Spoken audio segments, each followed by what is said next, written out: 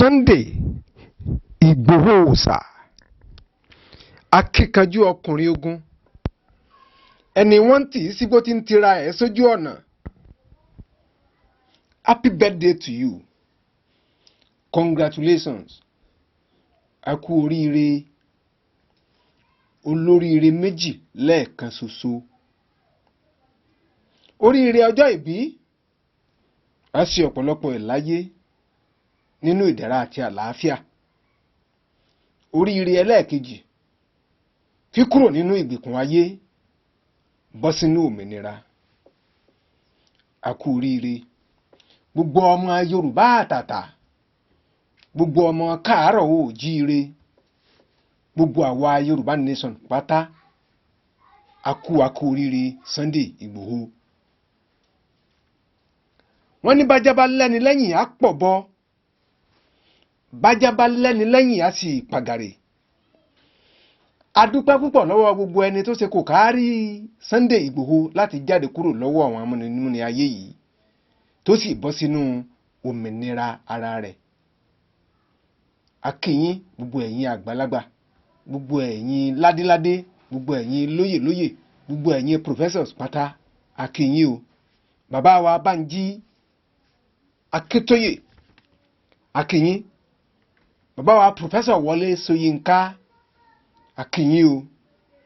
Bàbá wa Olúṣẹ́gun Àrẹ̀mú Ọbásanjọ́ a kí yín, àti gbogbo ẹ̀yin tí ẹjọ́ kájọpọ̀ dá ọjọ́ tilé tí ẹ jẹ́ kí ojú ti ọmọ Yorùbá lápapọ̀, tẹ́ ẹ jẹ́ kí Sunday Igboho kó gbé sínú ẹ̀wọ̀n, tẹ́ ẹ jẹ́ kó gbé sínú àhámọ́ àwọn ọmọ ará ayé.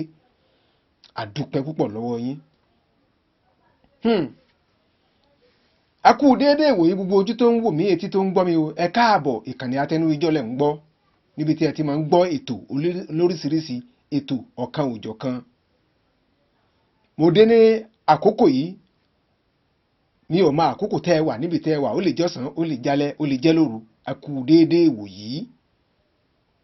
Gbogbo ọmọ Yorùbá tó ń gbọ́ mi nílé lóko lódò àti lẹ́yìn odi, màá fẹ́ kí ẹ bá mi share program yìí. Mo fẹ́ kó dé ọ̀dọ̀ olóyè Sunday Adéyẹmọ Ìgbòho kó gbọ́ ọ̀rọ̀ eléyìí tí èmi fẹ́ sọ yìí. Kí ni mo fẹ́ sọ? Kí Sunday Ìgbòho kó tó di pé ó kọjá wá sí Nàìjíríà, àwọn ọ̀rọ̀ wọ̀nyí, àwọn nǹkan wọ̀nyí ó ṣe pàtàkì láti mú ṣe, láti mú ṣàlóògùn. Àwọn àgbàlagbà wọ́n bọ̀ wọ́n pòwe, wọ́n ní bọ́mọdé bá ṣubú awo wájú, wọ́n ní bí àgbàlagbà bá ṣubú a sì wẹ̀yìn wò. Ọmọdé tó ṣubú tó ń wo wájú ń tó ń ṣe mọ̀ yé, àgbàlagbà tó ṣubú tó wẹ̀yìn wò ń tàgbàlagbà ń ṣe yé o. Ọmọdé tó ṣubú tó ń wo wájú wo bí tó ń lọ ni, àgbàlagbà tó ṣubú tó wẹ̀yìn wò ó wò ó pé látàárọ̀ látìgbà tóun ti ń bọ̀, irú kílókàn lẹ́sẹ̀ tóun wá ṣubú ń bí ló jẹ́ kó wẹ̀yìn wò. Sunday Adéyẹmọ Ìgbòho, wọ́n ní bọ́mọdé bá ṣubú ìwò wájú ni o, bàgbàlagbà bá ṣubú á wẹ̀yìn wò. Màá fẹ́ kí Sunday Ìgbòho kó gbìyànjú láti wẹ̀yìn wò.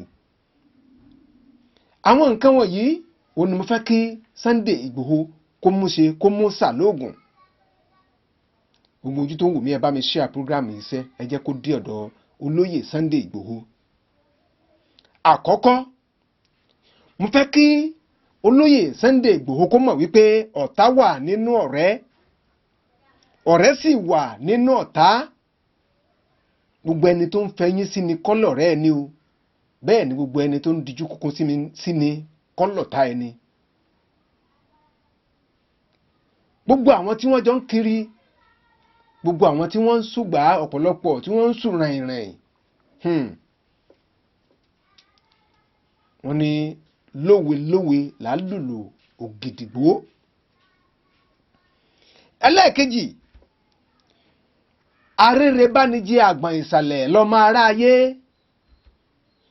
Bó bá ń dùn tó ń dán, ayé a máa súnmọ́ ni. ayé kì í rí ni nígbà tá ń sùn gẹ̀dẹ̀ jẹ àmọ́ tá a bá fòróró ṣe námọ̀ tútù tó pọ́n bí edé ayé á rí ni o. Sunday Igboho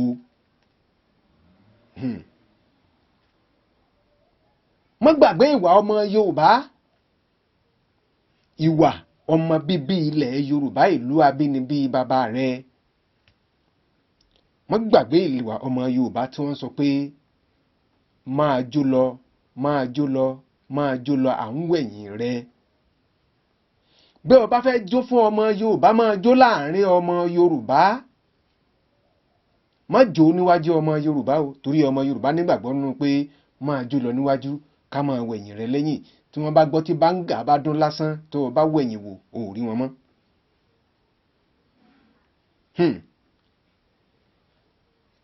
Sunday Igboho, a dúpẹ́ púpọ̀ lọ́wọ́ àwọn àgbà, àwọn atófaratì àgbà. wọ́n ní bí ajá bá lẹ́ni lẹ́yìn apọ̀bọ, bájá bá lẹ́ni lẹ́yìn apàgàrè. ẹ wò ó, àwọn àgbàlagbà wọ̀nyí wọ́n tó fẹ̀yìntì.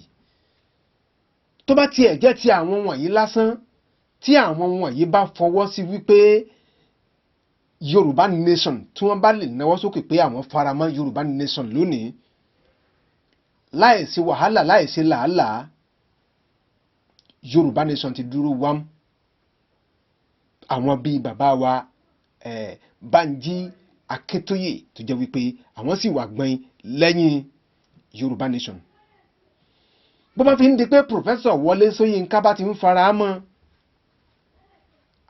a jẹ́ wípé ẹ̀kọ́ ti ń fojú mímú hàn.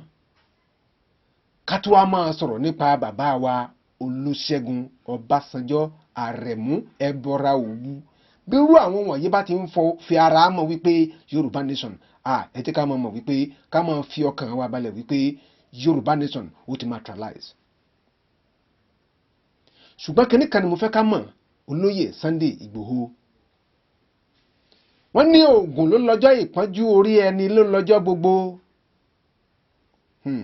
ẹ má jẹ́ á gbàgbé wípé níbi tí wọ́n ní ẹ̀dá kan yìí níná nílé kí tọmọ ẹgbẹ́ ẹ̀ ó má jó. kọ́ máa ṣe òwe yìí kọ́ máa jẹ́ ti àwọn àgbà. ẹ wò ó, mo fẹ́ kí ẹ fi ẹ̀rọ ẹ̀yìn wò, mo fẹ́ kó ẹ̀wùn tó ṣẹlẹ̀ látẹ̀yìn wá. wọ́n ní bọ́mọdé bá ṣubú á wo wájú, bàgbàlagbà bá ṣubú á wo ẹ̀yìn wò. Yorùbá nation ó máa materialize, ṣùgbọ́n ẹ jẹ́ ká tọ̀ ọ́ bó ṣe yẹ ká tọ̀ ọ́, ká rìn bó ṣe yẹ ká rìn. wọ́n ní ká ṣe é bó ti yẹ ká ṣe é kó lè bá a rí bó ṣe máa ń rí. ẹ jẹ́ ká fi àwọn àgbàlagbà, ẹ jẹ́ ká fi wọ́n ṣe àtẹ̀gùn lọ sí ibi tí a ó ti gba àṣẹ lórí Yorùbá nation. gbogbo ojú tó ń wò mí, etí tó ń gbọ́ mi, ètò tó ń dé sí etí ìgbọ́ yín lénìí ní àkókò yìí, ó ní mo pe àkórí rẹ̀ ní ìjà òmìnira part 1.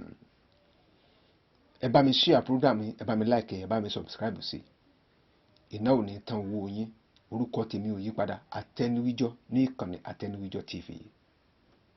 ó dìgbà.